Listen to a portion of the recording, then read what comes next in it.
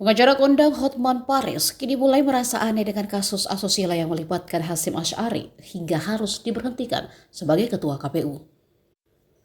Ia juga meminta Presiden Jokowi untuk memeriksa terlebih dahulu fakta persidangan yang dibacakan dalam sidang kode etik Dewan Kehormatan Penyelenggara Pemilu. Yang jadi sorotan bagi Hotman adalah pengakuan wanita korban asusila Hasyim, di mana CAT mengirimkan chat ke Hasyim untuk memeriksa kesehatan usai terjadinya hubungan badan.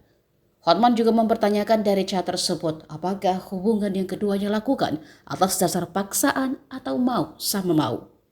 Halo Bapak Presiden Jokowi, Ketua KPU dipecat oleh DKPP atas dasar katanya melakukan paksaan hubungan intim dengan si pengadu si wanita yang dari Belanda. Pertanyaannya, sebelum Bapak Jokowi menandatangani Kepres, mohon dicek temuan fakta persidangan.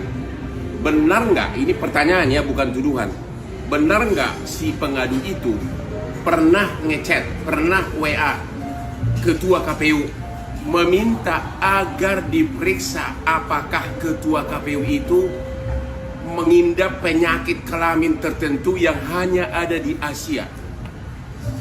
Kalau ada chat dari seorang wanita seperti itu kepada seorang laki, pertanyaan, apakah itu hubungan intim dipaksakan atau mau sama mau?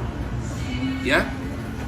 Yang kedua, benar nggak selama persidangan DKPP si cewek itu ngotot tidak boleh dipublikasikan identitasnya, tapi setelah dia menang sekarang sudah viral di mana-mana, dia nongol di mana-mana.